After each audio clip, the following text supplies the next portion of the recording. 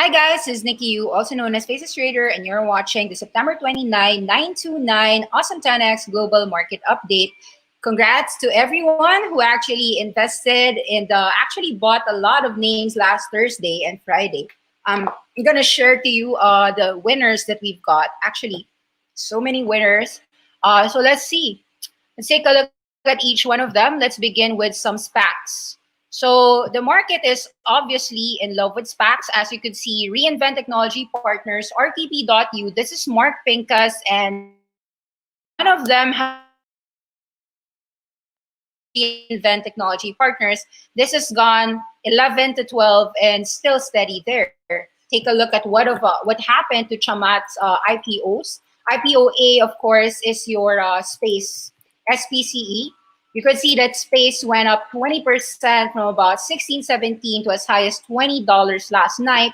And it is pre-market opening 21. The news is that Virgin Galactic is planning to have aircraft, spacecrafts by the end of the year in production. And I think there was an upgrade from an analyst suggesting that SPCE or Virgin Galactic is going to go $35. You could see that. Let's see and read this IBD. Let's read that news. It's up 25%. I don't have SPCE, but it tells you that the market is highly speculative. Virgin Galactic stock could double with commercial flights seen by 2021.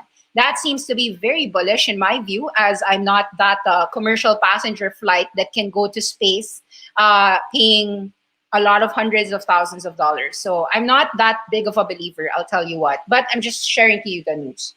Analysts at Bank of America initiated coverage in Virgin Galactic with a buy rating of $35. While Virgin Galactic is not yet operational, the company is gearing up to begin serving customers by early 2021.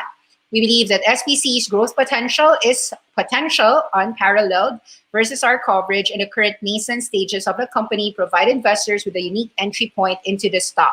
Earlier the month, UBS also began coverage on Virgin Galactic stock with a buy rating. The space industry as a whole is growing. Virgin Galactic sees the space market hitting $1.4 trillion by the end of 2030, up from $415 billion currently. So Virgin shares are still below 50-day and 200-day lines. It is, if you're asking me, I'd say that this was pumped up, but hypersonic travel potential, it's not something that I, as an awesome 10X investor, believes in. That said, I would say that Virgin Galactic had a breakout, and some buyers would see this 27 as a resistance. So any company going from 40 back to 12, this is to me more like a pump and dump name, just to be honest. Now, of course, a lot of people are indeed loving Chamath Palihipitiya, the VC, the venture capitalist. Take note that IPOB is Open Door, the competition of Zillow. So Open Door has been rallying after hitting the CNBC sell area was 18. Then it went to, that was the time that he was in the CNBC show. Then it fell to about 14 last Thursday. So Thursday, Friday, and then Thursday, Friday, now it's 17. I'd say that there is a resistance here at about 17, 18. That's just my analysis. Now, of course, some people are already speculating what this IPOC is. And you could see from 1050 right to 13, back to 11, then back to 1240. There will be resistances on the way up, 1270 to 13. There will be resistances. I'd say that those of us who got Thursday and Friday names are already selling partially today. And of course, tonight, if it continues to sell to go higher, those are selling opportunities. Let me share to you SPACs that I personally went in. So I have some FMCI Tattooed Chef. Tattooed Chef had a great volatility. As you could see, we were buying here at about 14 to 19. We said 27 was very toppish. It quickly fell down to about 16. I didn't even expect it to go 16, but that was a great opportunity to buy. So 18, 19, yes, was buying. It rallied to as high as 25. So just for your understanding, went from about $16 to $26 in 3 days. Obviously, for a merger tonight at 25, 26, there will be some resistances here. But of course, I'm not sure if for a merger will still go down. I think that this sell-off was really just once in a lifetime. Some people didn't understand most of the procedures that FMCI was going to be tattooed chef, but we have news already that they got the right votes. So FMCI will officially be tattooed chef by this quarter. So you will see your FMCI shares change ticker symbols. So let's read that news. Forum merger announced special meeting of stockholders to vote on a business combination to be held on October 15, 2020. Why FMCI is up another 17% today. So the 16 to 26 move, amazing, 50% up, more than 50% up in just 3 days. I would say that just to be prudent, take some profits off the table, but you could just hold some, very, very few if you want to hold, because of course, winners will have to hold their winners. If you don't hold your winners, then you aren't a winner. Okay, so now Forum is having that, the votes have been cast, and Forum will proceed with the acquisition on October 30. So by October 30, FMCI is officially tattooed chef. Of course, there's a lot of other SPACs, GRAF being Velodyne Lidar, so that is coming as well. And GRAF also, after falling down, also quickly went up. So these are companies that we personally have and hold and bought more when it fell. So those who are listening to Awesome 10X, you know that we've done that. So this one, we've been buying this at about 18, 14, 15, 18, rally to 30, sold some. We sold actually 26 to 30.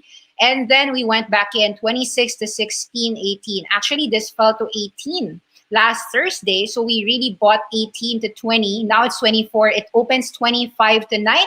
Some of us sold at 24, 25. And of course, yeah, we sold some 24 pre-market. I think you can sell it now at 25. It can rally to 30 though. So 18, 20 to 30. Indeed, that was a volatile move, but very profitable move for all the Velodyne Lidar shareholders. We could see that all the SPACs were moving up, and of course, Canadian Solar, something that we believed in, all these solar names, Canadian Solar was up 33, 34. Let me just show to you that chart-wise, that previous high of 34, 35, it could be a temporary resistance, so some of us would sell half, but if it makes another all-time high, it wouldn't amaze me, it wouldn't surprise me. Why? Because all the movements of the solars are all going all-time highs. Let me share to you what happened with Sunrun. Sunrun is now trading at 71. From 8 to 71, can it go $80? It will be a 10x move in just 8 months, from March till, let's say, October. So I think the market is happily setting up for still stronger moves for the solar. So at this point in time, we're just really holding on to our winners. Take note that Canadian Solar, we bought this at about 23, 24, 22. We weren't the earliest. It was like what, the low 18 for quite a while. So nevertheless, winners will continue to win. That's why we said and advised that even at 27, 28, 29, that it was still a buy. Let me show to you what happened to CSIQ. So CSIQ is 34. And you could see that we also bought First Solar when it fell to about 61, 62. Now it's about 65. So definitely the market has rebounded. Your Nasdaq went from about 10.7 to 11.4. The charts are loading, so I will just read it for you from the memory of my head. So memory-wise, we've got so many winners. You can see that a lot of cloud names are also interesting. VNet or ViaNet got upgraded. Data center was upgraded to about $35. 70% upside said by Bank of America. You might want to check it out, VNet. Education is still weak, and I would agree with the weakness of education. As you know, it looks like all these education names have a lot of potential threats, and the threats could come from Google, the threats could come from ByteDance. So many threats on that front. For our winners, like our resilient winners, very strong moves. I was happy with all of them, like Shopify, C Limited, NVIDIA. So it's really just more of a keep. These are winners that we believe in. Mostly just keep, no? Etsy already rallied to 123.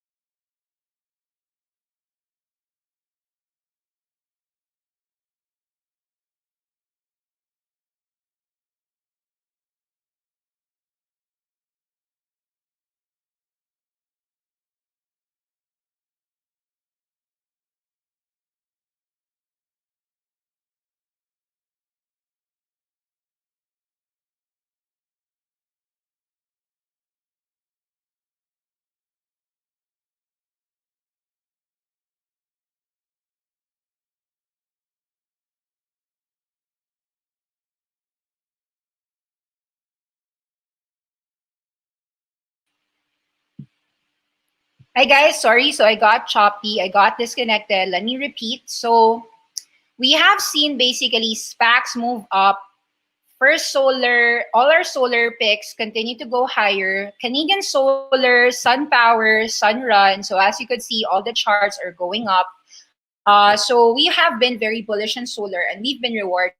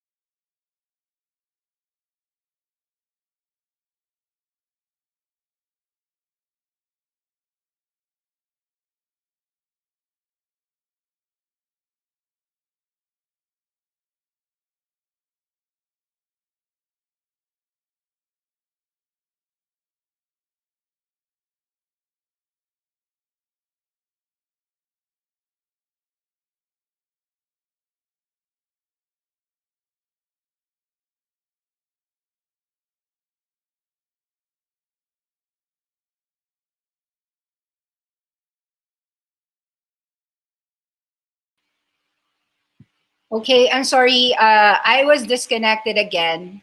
So I tried to get back in. Let me just discuss that in the in the global markets, we have been proven right. All of our bullishness in the solars, in the EVs, in the electrics, and the SPACs have been proven right. And as you know, Tesla has already secured a 5-year lithium agreement with PLL. Piedmont Lithium went 10x in like 5 days. I don't have Piedmont Lithium, but it just solidifies that the fact that Tesla had to secure a 5-year lease agreement tells you that the future is electric and it's also solar. And all these solar batteries will have to have lithium, and Piedmont Lithium was a beneficiary of that. Now, SunPower Corp, as you know, we've been buying at 7, buying at 8. So far, this drop at about 10 was also a buy. Take note that it used to be 11 here. It used to be 9 to 11 here. The spin-off of Maxion, that means that this 11.7 is actually 17 if you will add SunPower with Maxion spin-off. Nonetheless, SunPower is now, they spun it off. So SunPower is up. I'm happy to say as well that Maxion is also up. Maxion found a low at about 13.5.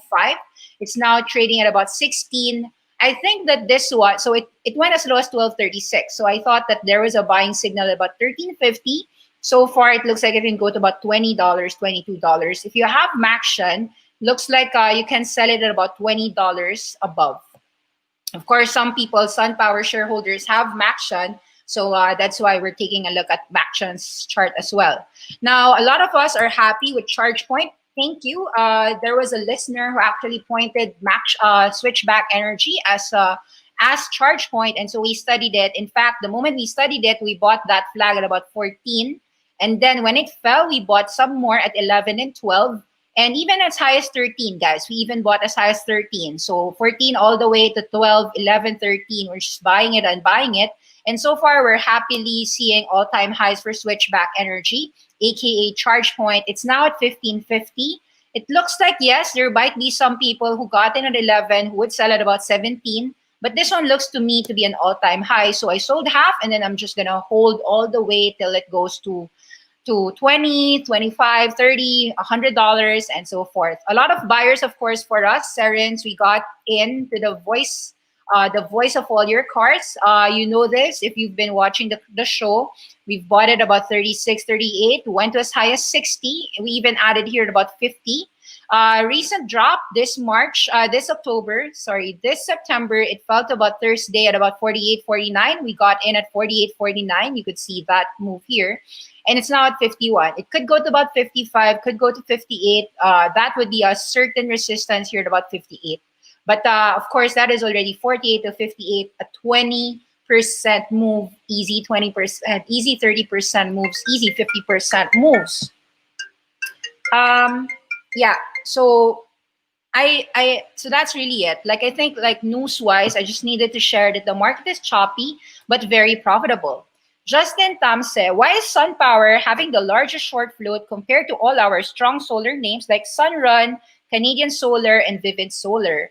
I like all of them. I don't know why there's a lot of short float in SunPower, but when I study the fundamentals of SunPower, looks good to me. SunPower has so SunPower already has 50% of all the residential contracts. So let's say a solar home has, let's say you're buying a home in the US right now, chances are it is already installed with a SunPower. And of course, all the corporations, Apple, Toyota, all have pledged carbon neutral by 2030. So that is all an impetus for SunPower. I'm more on the fundamentals of SunPower. I also believe in the fundamentals of Sunrun, Vivint Solar, Canadian Solar. So yes, I like all of them. Enphase, Solar Edge, la la la. If you're going to change your internet connection, what would it be? Buffering, buffering, buffering. Well, you know, in the Philippines, we have a very, very, very weak telecom. So currently, I'm still using PLDT because that's the one in my area. So nevertheless, if other telecoms can help me with better internet, then I would. But so far in our area in Manila, PLDT serve us badly. Yes, I know that too. So there, no questions. Thank you very much, guys. I hope that you had a great, awesome 10x portfolio. Please do watch our channel and please subscribe and just click that notification button.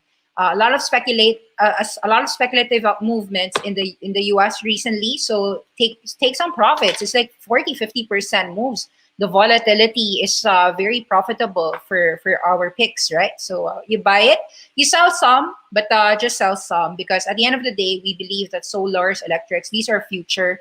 You know, they're 10x moves. So that's it. Thank you very much. Bye bye.